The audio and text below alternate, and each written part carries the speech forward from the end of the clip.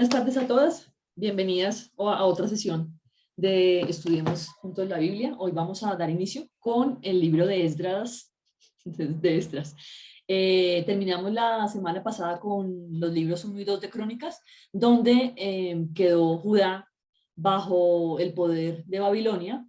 Fueron llevados cautivos, muchos de los habitantes de Israel fueron llevados cautivos a Babilonia, y ellos los repartieron por distintas partes de ese mundo conocido por ellos. Entonces, iniciamos Esdras. La primera parte de Esdras nos cuenta acerca de cómo se da la orden de reconstruir el templo por parte del rey Ciro, que era el rey de Persia, un rey pagano, pero que tenía clarísimo quién era Jehová y cuya obra, cuya acción está claramente dicha por los profetas. Isaías lo menciona claramente a Ciro como el ungido de Jehová. Entonces dice en Esdras 1:4. En el primer año de Ciro, rey de Persia, para que se cumpliese la palabra de Jehová por boca de Jeremías, despertó Jehová el espíritu de Ciro, rey de Persia, el cual hizo pregonar de palabra y también por escrito por todo su reino, diciendo: y a todo el que haya quedado en cualquier lugar donde more, ayúdenle los hombres de su lugar con plata, oro, bienes y ganados, y además de ofrendas voluntarias para la casa de Dios, la cual está en Jerusalén. Es un rey pagano, es un rey que no conoce a Jehová. Pues pensaríamos nosotros, al ser pagano y al ser persa, no conocía a Jehová, pero sin embargo el Señor le puso esa instrucción clarísima donde está hablando que hay un Dios de dioses, o sea, hay un Dios verdadero, y está pidiéndole al pueblo de Israel que vaya a reedificar ese templo que pues habían vuelto nada los babilonios. Dice en el versículo 5 del capítulo 1. Entonces se levantaron los jefes de las casas paternas de Judá y de Benjamín, y los sacerdotes y levitas, todos aquellos cuyo espíritu despertó Dios para subir a edificar la casa de Jehová, la cual está en Jerusalén. Aquí hay un detalle muy importante. Aquí no dice se despertaron todas las tribus o todas las personas de las tribus de Israel, no. Se despertaron específicamente de 2 tribus, de la tribu de 3, de la tribu de Judá, de la tribu de Benjamín y obviamente la tribu de Leví. Ellos fueron los que pusieron en su corazón que había que reedificar esa casa de Jehová en Jerusalén, no todas las tribus. Entonces había una instrucción clarísima del rey donde les estaba dando la opción de volver a la tierra, pero lamentablemente no todos la aceptan. O sea, el Señor hace el llamado para todos, pero muy poquitos aceptan ese llamado, muy poquitos lo dejan entrar. Que nosotros seamos de esos escogidos para poder abrirle la puerta al Señor y dejarle que entre en nuestra vida. Porque a pesar de ser una orden de un rey, lo que fuera, y a pesar de darles el respaldo, porque les estaban respaldando con plata, con oro, con ganado, con lo que fuera, con todas esas cosas materiales, no quisieron. Solamente las 2, Judá, Benjamín y los levitas, aceptaron ese llamado que estaba haciendo el rey, que estaba haciendo Jehová por intermedio del rey. Dice en el capítulo 2, versículo 2, los cuales vinieron con Zorobabel, Jesúa, Nehemías, Seraías, Relaías, Mardoqueo, Bilsán, Mispar, Bigbai, Reum y Baana, el número de los varones del pueblo de Israel.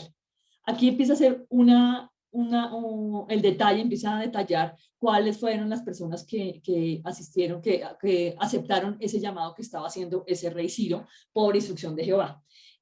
Zorobabel va a ser como el líder que va a comandar a esas personas que van a ir a reconstruir el templo. Dice en el 2:68, en el 68, dice: y algunos de los jefes de casas paternas, cuando vinieron a la casa de Jehová, que estaba en Jerusalén, hicieron ofrendas voluntarias para la casa de Dios, para reedificarla en su sitio. O sea, había algunas personas que habían tomado la decisión de colaborar para esa reconstrucción de la casa de Dios. Vamos a ver en el capítulo 3 cómo se inicia la restauración de ese altar y del culto y la colocación de los cimientos. Dice entonces en el capítulo 3, versículo 2. Entonces se levantaron Jesúa, hijo de Josadac, y sus hermanos los sacerdotes, y Zorobabel, hijo de Salatiel, y sus hermanos, y edificaron el altar del Dios de Israel para ofrecer sobre él holocaustos, como está escrito en la ley de Moisés, varón de Dios. Entonces aquí ya Zorobabel empieza a darle forma a esa instrucción que les había dado Jehová. y hace ese altar de Dios para que puedan ofrecer sobre ese altar los holocaustos de acuerdo a la ley que Moisés las había dejado estipulada, leyes que vimos en el Pentateuco. Dice en el 3:11, y cantaban alabando y dando gracias a Jehová y diciendo, porque Él es bueno, porque para siempre es su misericordia sobre Israel. Y todo el pueblo aclamaba con gran júbilo, alabando a Jehová, porque se echaban los cimientos de la casa de Jehová. Entonces, aquí el pueblo ya se empieza a mover hacia esa tarea clarísima que tenían. Ya empiezan a edificar ese pueblo, y lo primero que hace Zorobabel es edificar ese altar para ofrecerle al Señor holocaustos. El pueblo estaba muy contento, ya empezaron a moverse. Ese poquito pueblo que quedó, que es el remanente, lo vamos a ver mucho en los profetas que hablan de un remanente. Sabemos que Israel es un pueblo, era una nación grande, quedó absolutamente destruida, acabaron con todas las tribus, y solamente dos, y bueno, la tribu de Leví decidieron empezar a hacer el trabajo que les había puesto el Señor. El pueblo, cuando habla del pueblo, pues hace referencia a ese remanente que quedó y que estaba colaborando en esa reconstrucción, o sea, que estaba haciendo lo que el Señor les había puesto en su corazón. Entonces, esos llamados son ese remanente que lo vamos a ver mucho también en el Nuevo Testamento, cuando iniciamos a ver el Nuevo Testamento. Vamos a ver en el capítulo 4 cómo los adversarios detienen la obra. Aquí hay algo para resaltar, y es que siempre en cada cosa que nosotros iniciamos vamos a tener personas, situaciones, cosas que se opongan a lo que tenemos que hacer.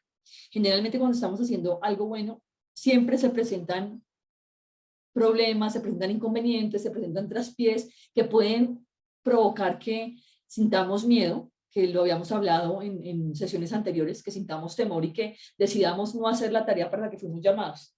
Creo que es importante que cuando tenemos miedo recurramos a nuestra fe para saber que estamos con Dios el Todopoderoso y que Él nos va a sacar y no va a permitir que nadie nos haga daño.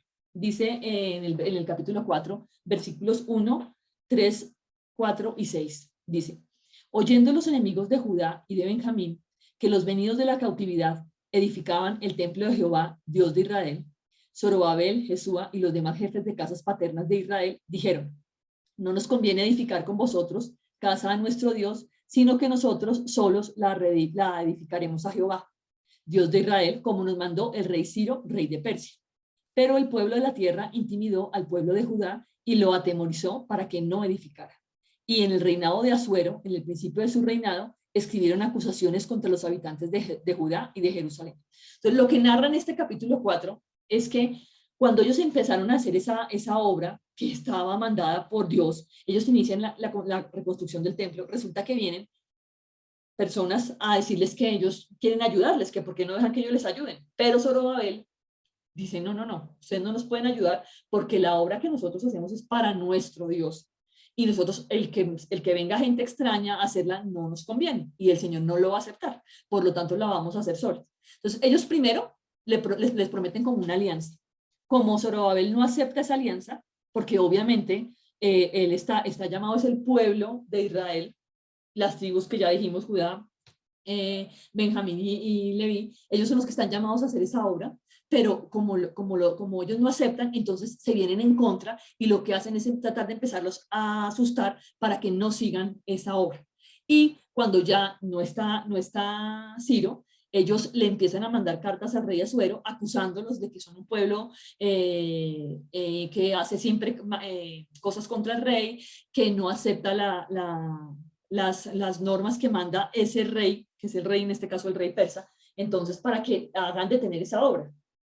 Eso creo que pasa a diario en nuestras vidas. Tenemos una tarea, y me ha pasado mucho, tenemos una tarea, sabemos que tenemos que hacer algo para el Señor, y siempre vamos a tener cosas que nos desanimen, personas que traten de hacer que eso que estamos haciendo no sea importante, o de quitarle relevancia, o hacer ver que las cosas no son por donde nosotros pensamos que son.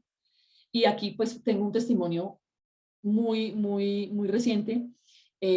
Cuando abrimos la página de Facebook, la idea es que pues, la gente pueda simplemente como adentrarse en la Biblia. Estos estudios lo que pretenden es que conozcamos más un poquito de la palabra y dejemos el temor por ir a ella y consultarla. Me escribió un señor diciendo que él considera que si yo sabía, que por favor le podía decir quiénes eran los dos testigos en el Apocalipsis. La gente está muy preocupada por el fin del mundo. Eso es una cosa que sabemos y lo vamos a, bueno, ya ahorita cuando empecemos a ver los profetas lo vamos a estudiar más a profundidad. Es una cosa que ha generado durante mucho tiempo un interés porque la gente quiere decir qué es lo que va a pasar y yo pienso, y la palabra es clara con eso, que debemos concentrarnos en el hoy y dejar de pensar lo que va a pasar. O sea, Pablo sabía que en ese momento ya estaba actuando ahí la fuerza del maligno, haciendo cosas que no debía, y les decía a los Gálatas que tranquilos, que las cosas iban a pasar, que ellos no se fueran a desviar, se lo decía a varias de sus iglesias, que no se desviaran del camino por andar pensando en el fin del mundo. Entonces, cuando el Señor me escribió eso, yo le dije, mira, me parece que lo importante es conocer la Biblia y preocuparnos por qué podemos hacer hoy nosotros y no por lo que va a pasar mañana o quién es el anticristo, porque también me dijo que si yo sabía, que él ya sabía quién era el anticristo, que se lo había revelado Jesús, que yo le dijera quién era el anticristo. Y eso pues no es la idea. Yo no estoy aquí ni para predecir el futuro, ni para estar haciendo cuentas de cuándo va a ser el fin del mundo, pero la gente se molesta cuando uno no piensa igual. Creo que la tarea que tenemos nosotros como cristianos es saber conocer la Biblia, acercarnos a la palabra de Dios, orarle al Señor, pedirle que nos dé sabiduría para entender cosas de su palabra, pero no estar hablando de lo que va a pasar en el fin del mundo, de quién es el anticristo. No es que el anticristo, ha habido muchos anticristos. Entonces, ya como yo no le quise contestar, o sea, no me presté para ese juego que el Señor quería, entonces se molestó y empezó a escribir cosas pues que no me parecieron y simplemente lo bloqueé. Entonces, aquí creo que cuando tenemos una tarea y las personas no están de acuerdo porque no les parece, porque no está conforme a lo que ellos creen, entonces piensan que tienen que acabar con la tarea del otro, que tienen que hacerlo sentir mal y hacerle dar temor. En ningún momento lo que pretende este estudio es tratar de cambiarle el pensamiento de la gente, simplemente es que se acerquen a la palabra. Ese creo que es nuestro reto en este momento y poder entender que la palabra dice cosas que son perfectas para nosotros y que necesitamos saber para de verdad hacer lo que el Señor quiere. Las revelaciones y lo que venga para cada uno, pues bendecidos a los que les llegan esas revelaciones, pero enfoquémonos en ver cómo cambiamos en este momento el mundo, cómo ayudamos a ser mejores a los demás, cómo somos luz y cómo somos de verdad como de bendición para otros y no por estar preocupados por lo que hacen los demás y tratando de que los demás sientan miedo. Entonces, esto le estaba pasando en este momento al pueblo de Israel. A pesar de que había un decreto clarísimo, ellos simplemente, los enemigos decidieron que iban a obstaculizar esa obra y en efecto, pues generaron miedo y pararon la obra. Dice Esdras 4, 23 y 24. Dice entonces, cuando la copia de la carta del rey Artajerjes fue leída delante de Rehum y de Simsai, secretario, y sus compañeros, fueron apresuradamente a Jerusalén a los judíos y les hicieron cesar con poder y violencia. Entonces cesó la obra de la casa de Dios que estaba en Jerusalén y quedó suspendida hasta el año segundo del rey Darío, rey de Persia.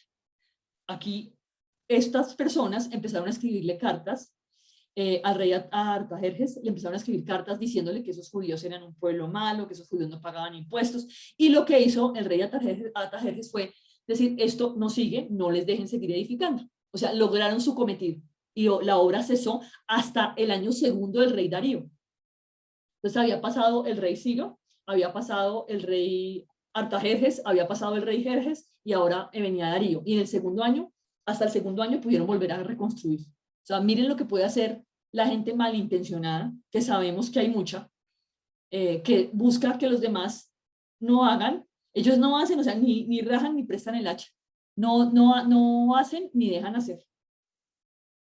Dice que esto es muy, muy importante. Había dos profetas que se llamaban Ageo y Zacarías, y los dos profetizaron acerca de eso que estaba pidiendo el Señor que debían hacer y que había dicho por intermedio de Ciro. Dice en el capítulo 5, versículos 1 y 2. Profetizaron Ageo y Zacarías, hijo de Ido, ambos profetas, a los judíos que estaban en Judá y en Jerusalén, en el nombre del Dios de Israel, quien estaba sobre ellos. Entonces se levantaron Zorobabel, hijo de Salatiel, y Jesúa, hijo de Josadac, y comenzaron a reedificar la casa de Dios que estaba en Jerusalén, y con ellos los profetas de Dios que les ayudaban. O sea, miren el Señor tan hermoso. Ellos tienen parada la obra, ya han pasado muchos años, la obra sigue parada por miedo de lo que hicieron esas personas mandando las cartas y pidiendo por medio del rey Artajerjes que no siguiera la obra, la tienen parada, pero dos profetas vienen con el poder de Dios y les dicen que deben reedificar y otra vez entonces se empiezan a edificar. Dice, mas los ojos de Dios estaban sobre los ancianos de los judíos y no les hicieron cesar hasta que el asunto fuese llevado a Darío. Y entonces respondieron por carta sobre esto. Entonces, miren lo lindo, el Señor los está respaldando y a pesar de que empezaron a reedificar, que había una orden de no hacerlo, del rey Artajerjes, a pesar de eso, ellos siguieron edificando y los judíos, los ancianos judíos decidieron esperar para ver qué decía el rey Darío. Vamos a ver qué dice el rey Darío. Dice, y nos respondieron diciendo así. Bueno, los vuelven a enviarle una carta al rey Darío diciéndole que ellos ya hablaron con esa gente que está reconstruyendo y que esa gente vamos a ver lo que les dijeron. Entonces ellos les dijeron, nosotros somos siervos del Dios del cielo y de la tierra y reedificamos la casa que ya muchos años antes había sido edificada, la cual edificó y terminó el gran rey de Israel. Ya sabemos quién fue, ¿cierto? Que fue Salomón.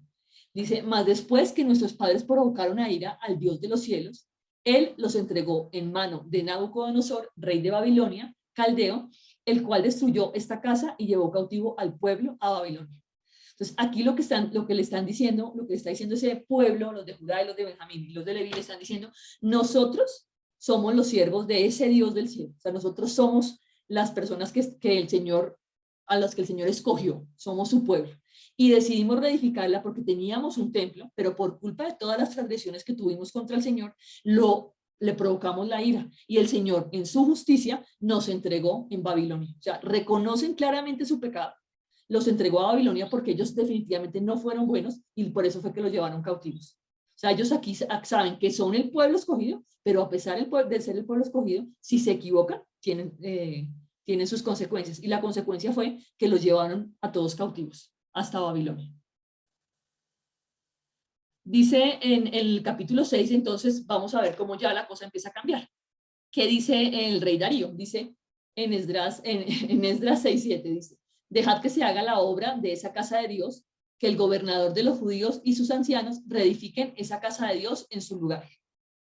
Y el Dios que hizo habitar allí su nombre, destruya a todo rey y pueblo que pusiere su mano para cambiar o destruir esa casa de Dios, la cual está en Jerusalén. Yo, Darío, he dado el decreto, sea cumplido prontamente. El señor Darío es otro rey, pues que no es un rey, no es de Israel, que es un rey persa, que pues no tiene nada que ver con los israelitas. Sin embargo, él se da cuenta que el rey Ciro había dado esa ordenanza, esa ley, y que no se había cumplido, y les manda que reedifiquen esa casa. Y dice una cosa hermosa, y es que aquel que pusiera una mano sobre esa casa de Dios, pues que va a ser destruido, porque es que es la casa de Dios, y Dios hizo habitar allí su nombre. Entonces reconoce ese rey Darío, que es un pagano, que no conoce del Señor, que no sabe los ritos judíos, que simplemente está como rey de Persia.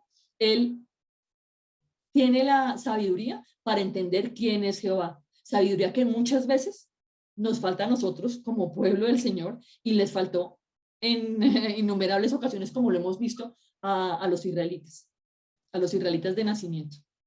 Entonces dice en Esdras 6, 18 y 21, dice, y pusieron a los sacerdotes en sus turnos y a los levitas en sus clases para el servicio de Dios en Jerusalén, conforme a lo escrito en el libro de Moisés.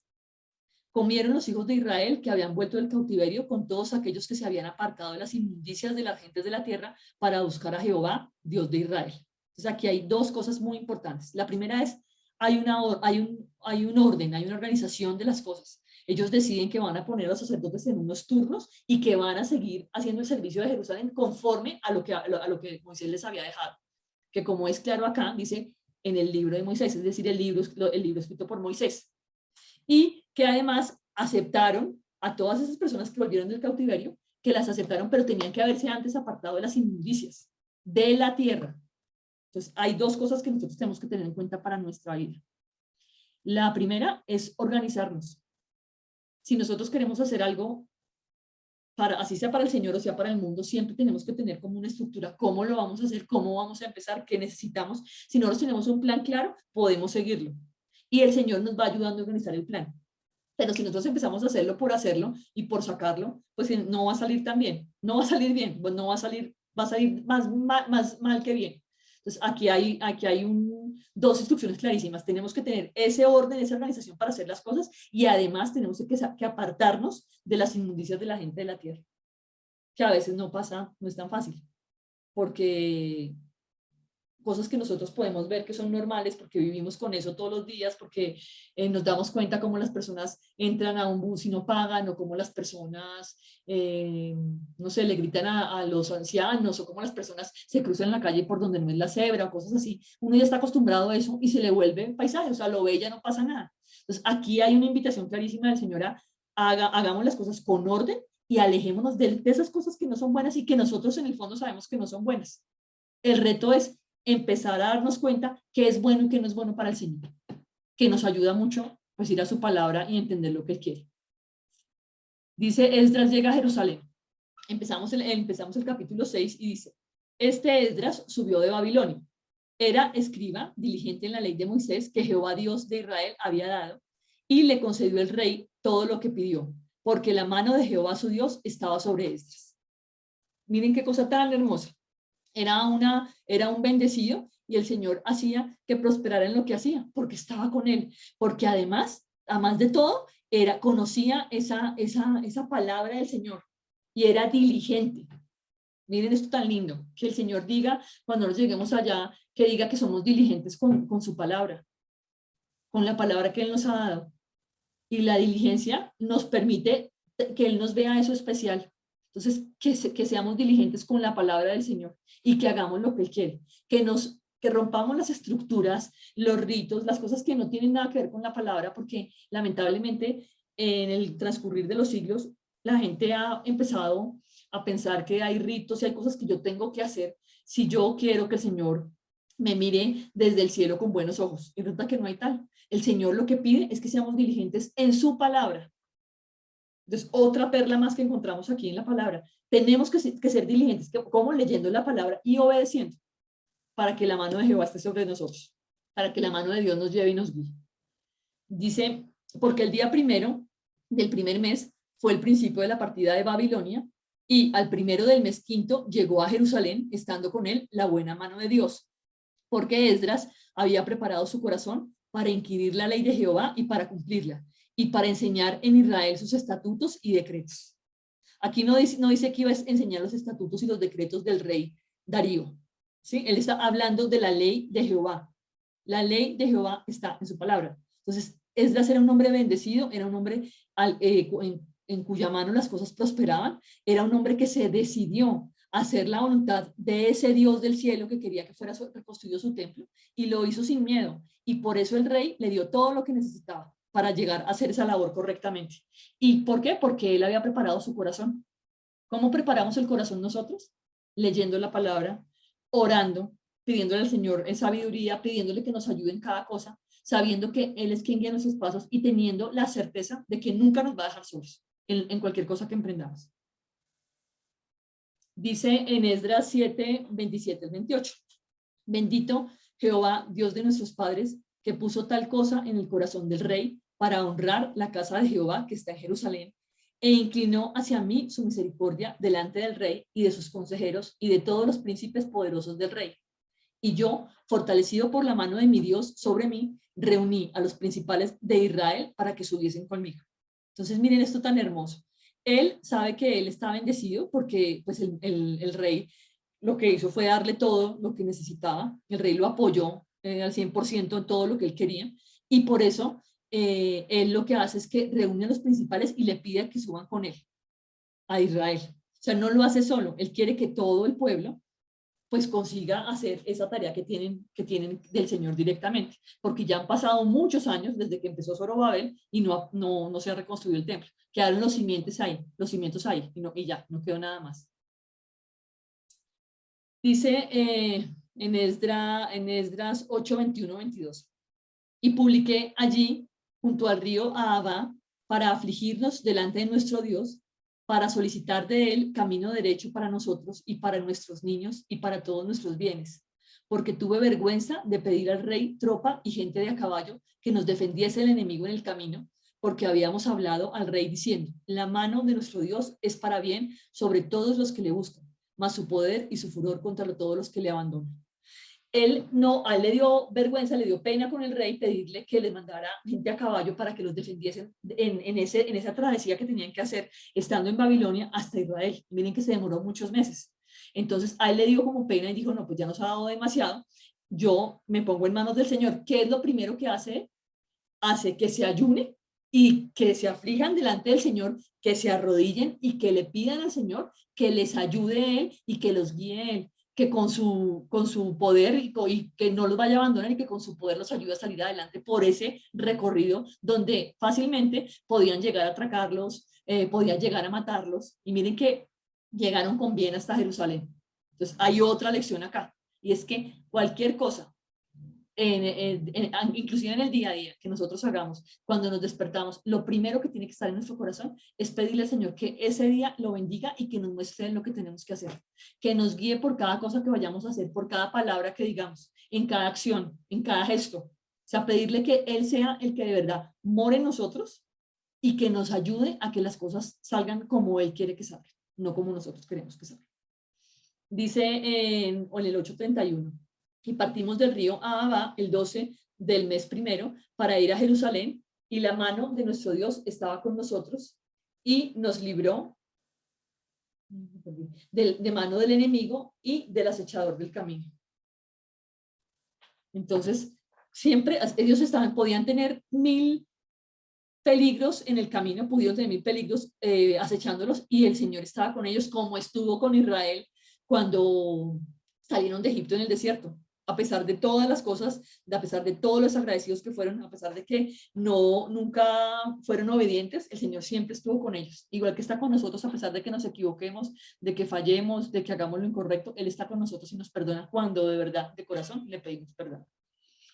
Dice en el capítulo 9, y dije, Dios mío, confuso y avergonzado estoy para levantar, oh Dios mío, mi rostro a ti, porque nuestras iniquidades se han multiplicado sobre nuestra cabeza y nuestros delitos han crecido hasta el cielo. Desde los días de nuestros padres hasta este día hemos vivido en gran pecado, y por nuestras iniquidades nosotros, nuestros reyes y nuestros sacerdotes hemos sido entregados en manos de los reyes de las tierras, a espada, a cautiverio, a robo y a vergüenza que cubre nuestro rostro como hoy día.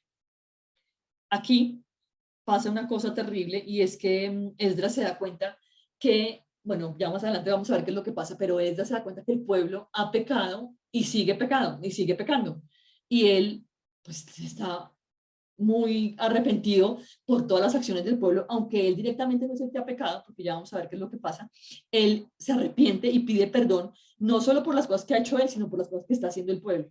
Y aquí dice claramente, lo que nos ha pasado es consecuencia de lo que nosotros hemos hecho. Y eso pasa en nuestras vidas. Las cosas que yo hago, lo que a mí me pasa es consecuencia de las cosas que yo hago. Y pues que eso sea claro para todos. Sí.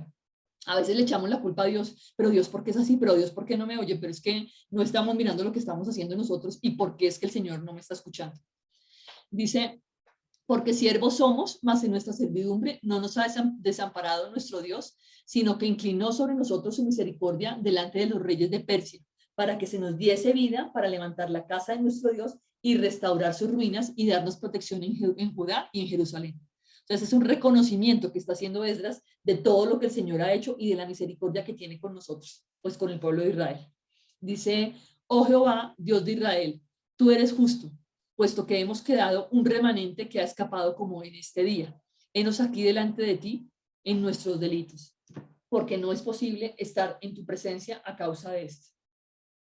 Entonces, él sabe que hay un gran delito, que está pasando algo muy grave, y sabe que eso no está bien, y está asustado y le sigue pidiendo al Señor que lo perdone, que perdone al pueblo por eso, porque hay una cosa que está pasando que no debería pasar, y aquí vamos a ver qué es. Resulta que se han casado, ellos tienen una ley clara que venía de Moisés, de la ley de Moisés, que decía que no se podían casar con mujeres extranjeras, porque si se casaban con mujeres extranjeras iban a empezar a tomar esas costumbres de las mujeres extranjeras, que fue lo que vimos que le pasó a Salomón. Sin embargo, ellos lo hicieron. Y aquí Esdras está arrepentido por su pueblo y sabe que no está bien. Entonces le pide al pueblo, dice así, ahora pues, hagamos pacto con nuestro Dios, que despediremos a todas las mujeres y los nacidos de ellas, según el consejo de mi Señor, y de los que temen el mandamiento de nuestro Dios, y hágase conforme a la ley. Aquí él está dando una instrucción al pueblo y es, tienen que dejar ir esas mujeres con las que se casaron, porque esas mujeres, con esas mujeres están incumpliendo lo que nos había pedido Moisés que hiciéramos en la ley de Jehová. Y pues el pueblo tiene que obedecer. Que sea, o sea, Esdras aquí no le dice al Señor, muéstrame qué debo hacer, sino que él toma la decisión que así se haga. Y él está hablando en nombre de Jehová. Y él les pide que despidan a esas mujeres. Y en efecto, el pueblo tiene que hacerle caso y despedir a esas mujeres. Porque el pueblo pues es obediente a lo que les está diciendo. Dice en el capítulo 10, versículos 11 y 12. Ahora pues, dad gloria a Jehová, Dios de vuestros padres, y haced su voluntad, y apartaos de los pueblos de las tierras y de las mujeres extranjeras. Y respondió toda la asamblea y dijeron en alta voz, así se haga conforme a tu palabra. Aquí no hubo ninguno que dijera, mire, no es que no, pues yo amo a mi mujer, tengo mis hijos, yo no quisiera expulsarlos. Aquí ninguno dijo nada, simplemente todos aceptaron despedir a esas mujeres. ¿Está bien? ¿No está bien? Se lo pidió el Señor, pero eso es lo que está en el corazón de Esdras y así fue como lo hizo y pues el pueblo aceptó. Así termina este libro. La próxima semana vamos a empezar con Nehemías, donde va a ser como la continuación. Vamos a ver cómo se interrelacionan los dos. Creo que las lecciones de este libro son maravillosas. Primero, pues que Dios es justo, que nos da la paga por lo que nosotros hacemos, que el Señor siempre nos va a perdonar si nosotros de verdad vamos y estamos ante Él y de verdad le pedimos de corazón y hacemos ese cambio de las cosas que a Él no le agrada, ¿sí? Pero adicionalmente es que tenemos que ser precavidos con esas personas que siempre pretenden acercarse con segundas intenciones. ¿Por qué digo que esta es una lección? Porque acordémonos que ese pueblo que quería construir con ellos el templo, que cuando no aceptaron decidieron entonces que se iban a ir en contra y los atemorizaron, simplemente quería que se hiciera su voluntad. Muchas personas que se supone que son creyentes, que se supone que no sé, están investidas de poder y que deciden que son profetas, pastores o lo que sea, han decidido cambiar la ley de Dios, han decidido cambiar la palabra por cosas humanas. Entonces nosotros tenemos que estar siempre como en alerta para saber cómo pretenden estas personas relacionarse con nosotros y de verdad qué es lo que pretenden cuando están acercándose a nosotros. O sea, no, tenemos que tener en cuenta que no, el corazón de todos los hombres no es igual y que hay personas que buscan siempre un interés adicional y hacer cosas y que nos movamos como ellos quieren moverse y no que nosotros nos movamos de acuerdo como el Señor nos quiere mover. Entonces, eso es muy importante. La segunda es que si ellos quieren restaurar ese templo, si ellos antes no se arrepentían de las cosas que estaban haciendo, el Señor no iba a permitir que fuera restaurado. Y por eso, porque el pueblo seguía pues con el mal, nos damos cuenta, Zorobabel solamente dejó los cimientos, no pudo hacer más. Después llegó Esdras para continuar la obra. Y aparte, la tercera sería que los frutos del arrepentimiento no dejan fuera nuestra vida privada. ¿Y esto a qué hace referencia? Nosotros, o sea, el fruto del arrepentimiento no es por lo que hace todo el pueblo, sino por lo que hago yo. Cada uno había tomado la decisión de tomar mujeres extranjeras, estaban invalidando esa ley de Moisés, estaban incumpliendo eso que les había sido mandado desde el principio, y ellos decidieron no hacerlo. Entonces, cuando yo tengo cosas en mi vida de las que no me he arrepentido y pienso que así vayan en contra de la ley del Señor, yo pienso que eso está bien porque pues el Señor a mí no me ha dicho nada o el Señor a mí no me ha mostrado, como mucha gente dice, entonces que está bien que yo lo haga de esa manera y que está bien que pues que se quede así. Yo tengo que ser, al primero que tengo que evaluar, lo primero que tengo que hacer es evaluarme a mí mismo. Y bien lo dice la palabra, es mirar la viga que tengo en mi ojo antes de mirar la paja en el ojo ajeno. Creo que esas son las lecciones de este libro que me parece hermoso y que deja clarísimo que el Señor está con nosotros, que el Señor nos guarda, nos cuida, que hace las cosas que Él hace, o sea, que Él decide que se hace algo y lo que Él decide se hace. Independientemente que la persona que le haya puesto al final no lo pueda hacer porque se dé por vencida o lo que sea, Él va a traer a otro a que ayude a acabar esa obra, a que acabe la obra. Y esto es el libro de Esdras. Yo quiero hacer una intervención en la parte inicial donde dice de Ciro y cómo siendo él un rey pues que no tenía nada que ver con el pueblo de Dios y en él constituye Dios una inquietud para hacer que, una inquietud y una decisión firme, ¿no?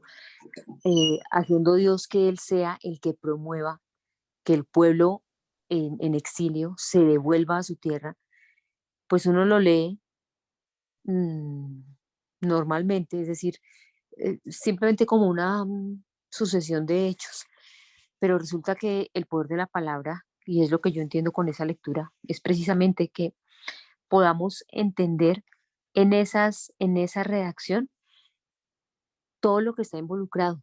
Entonces, primero Ciro era la persona a la que humanamente uno menos hubiera señalado como a través de la cual Dios iba a hacer algo y algo grande. Y otra cosa es que además él dice lo mismo que Dios puso en el corazón de los egipcios, que era que le dieran, cuando iba a salir el pueblo de Egipto, que les dieran sus joyas y todas, pues una cantidad de riquezas para que ellos pudieran beneficiarse.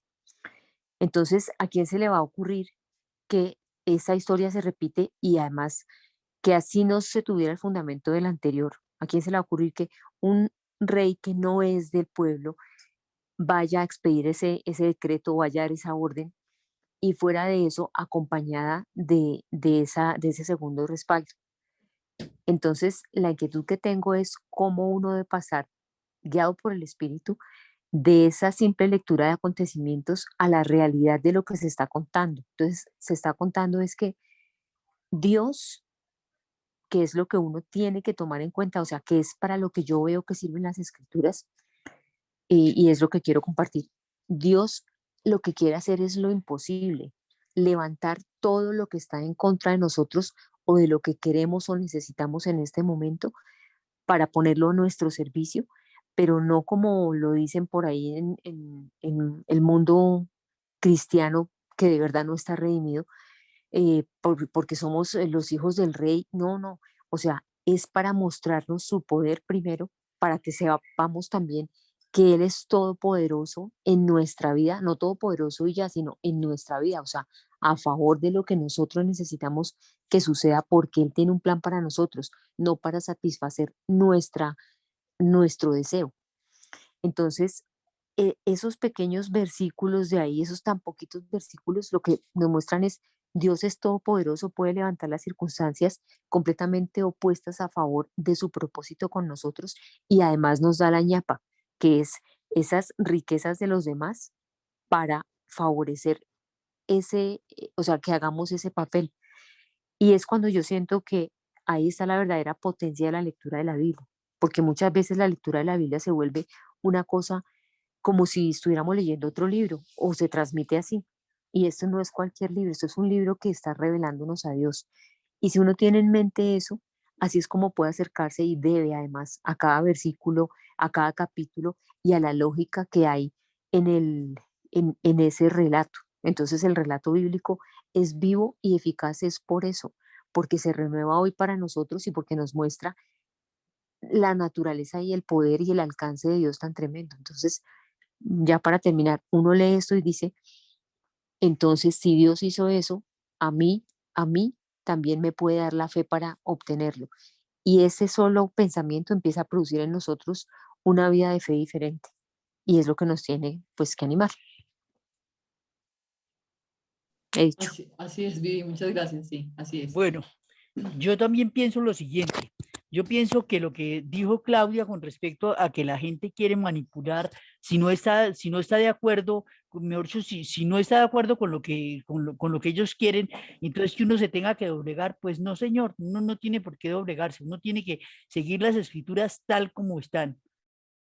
No porque a fulano, a sutano o a perencejo les parezca que eso no es así, no, no debemos preocuparnos por eso, debemos seguir en la dirección que vamos y estoy segura que el Señor nos bendice y estamos de acuerdo a la voluntad del Señor.